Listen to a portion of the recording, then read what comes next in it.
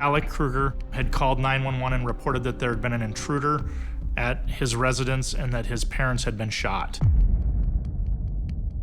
You hear what sounds like a possible gunshot, and then the call goes dead.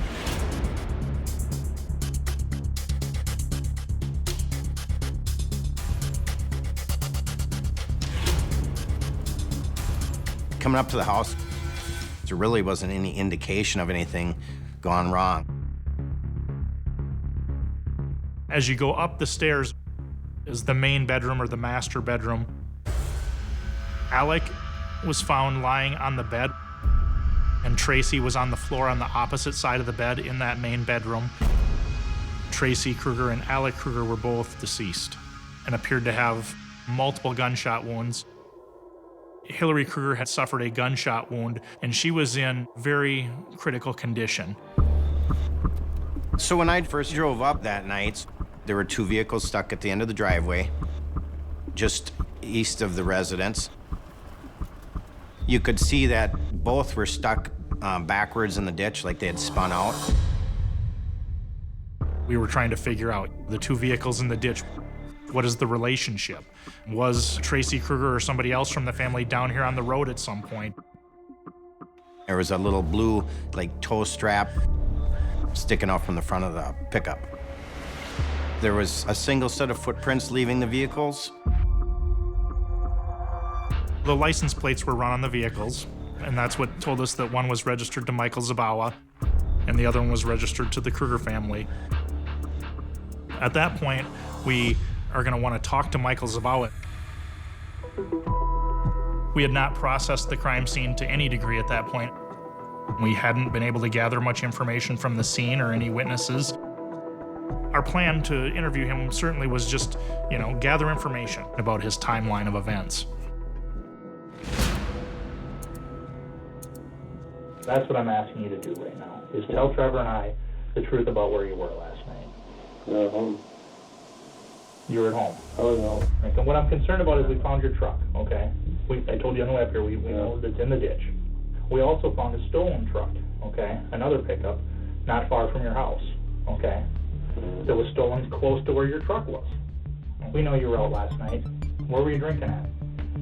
I mean, you're drinking. You already told me you're drinking. What difference does it make if you tell me where at? Second, you know what I mean? Where were you drinking at? Larry's. In town here? Yeah. In Waseca? Yeah. Okay. Were you drinking with friends, by yourself? With a friend. Mr. Zabawa, on the car ride in, he indicated that he had been at work the previous day, and then he went home and that he was home all evening. He said he was drinking at home alone.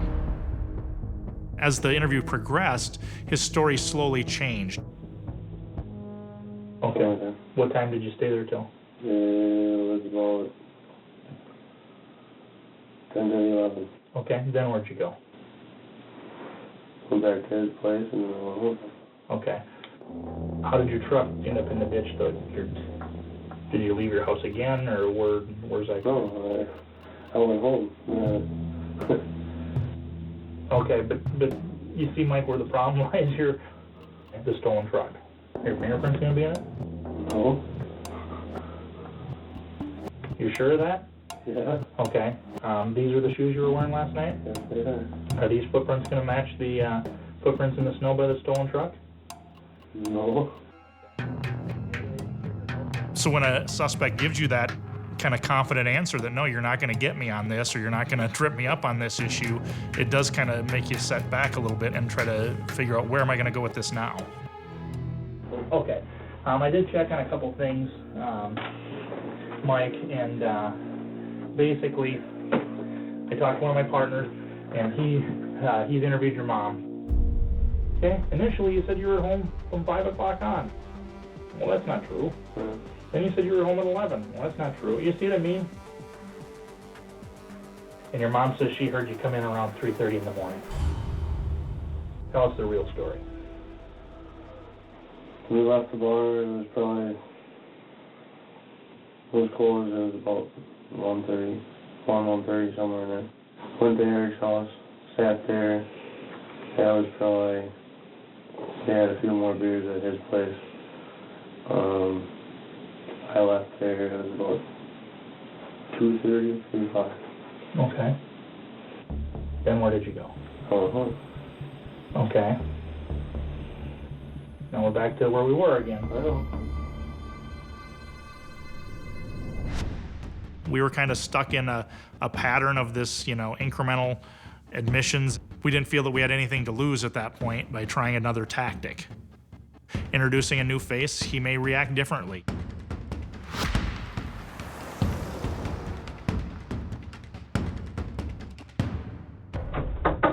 Yeah, Hey, come on in. how you guys doing? Good.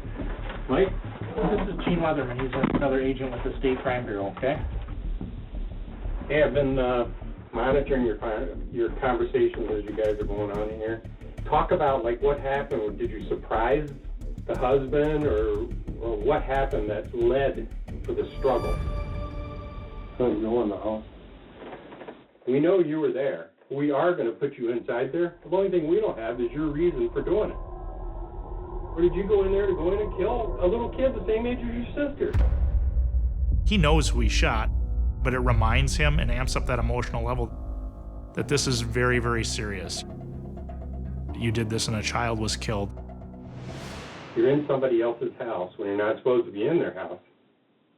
And they are going to either assault you to stop you from doing that, plus they're going to call the cops.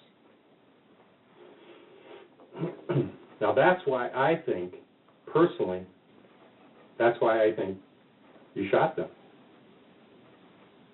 It's because you were trying to protect yourself. That's the only reason that I can see. Am I right? Yeah. I thought so. I thought I was. And that makes me feel better about you. Because I just can't see you walking in there and shooting some kid. No, no. It went off accidentally? Yeah. Okay. I think it was a pretty important moment. It wasn't the whole truth yet from him, but he's at least admitting that he was in the house and is involved in the shooting.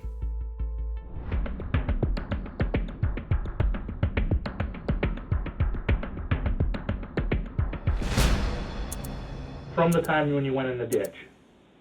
Start from the beginning, okay? When I went in the ditch, I went up to the house, Okay. tried the door. It was locked. The vehicle was sitting outside. Right. I opened it, the keys were in there. Then I seen the garage door open. Right. Went in the house, yelling for somebody, and then that's when everything happened up there. And then it Was your idea maybe to, what, ask them to come out and help you get out of the ditch? yeah. Okay. Okay, well, you were where in the house? What part of the house? That's it. In the bedroom? In the hall. Okay. And is anybody answering? No. No? Okay. So then what happened? Tell me how this... I said like 5, 6 times, and I was in the hallway, and that's when he just come right out of the bedroom with the gun. Okay. And it was pointed at you? Yeah, me. Okay. And what did he say? Huh? What did he say? He told me to get out, or he was gonna kill me. Right? Then what happened? Huh? Then what happened? Well, I was gonna turn it on, and then all of a sudden he pumped the gun. He pumped the round into the gun? Right. Jacked the pumper. Yeah. Okay. And then what? That's when I turned it on, and I grabbed it so that he wouldn't do anything. Okay. Then what happened? And then I got it away from him, and it went off. And it went off like 3 times when we were together. So me and him were going at it. Okay. So then it goes off, and then how did it hit the wife When we were struggling. when you're struggling? Yeah. Are they saying anything to you? She was just going, oh my God, and then that was it. What happened to her? That's when she got shot. She had to go down the stairs, and I dropped the gun. Right. That's when the kid was standing right there. Talking on the phone? Yep. Okay, so you dropped the gun, and then it went off? Yep. Okay. Did you see it hit the kid? Huh? No. Alex was shot 3 times. Dropping the gun, it didn't go off 3 times. And if it did, it would be 1 time, not 3 times. It's a pump shotgun. It doesn't work that way. I don't believe that there's a struggle.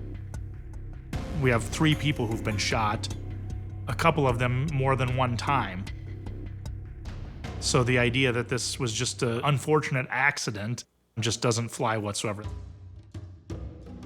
Both of us felt like we had enough at that point.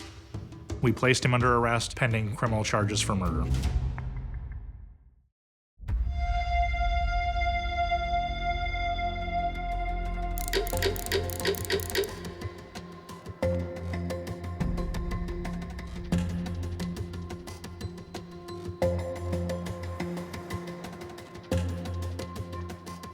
I think the jury could see that he was lying and untruthful from the beginning.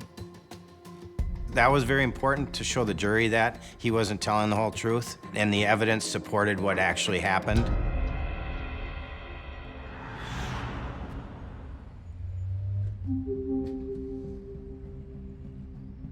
He was found guilty on 2 counts of first-degree premeditated murder, which were 2 consecutive life sentences.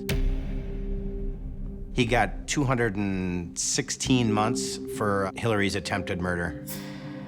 But he never showed any remorse for any of this, never indicated he felt bad about what he did or provided a logical explanation or anything for it. And I don't think we'll ever know.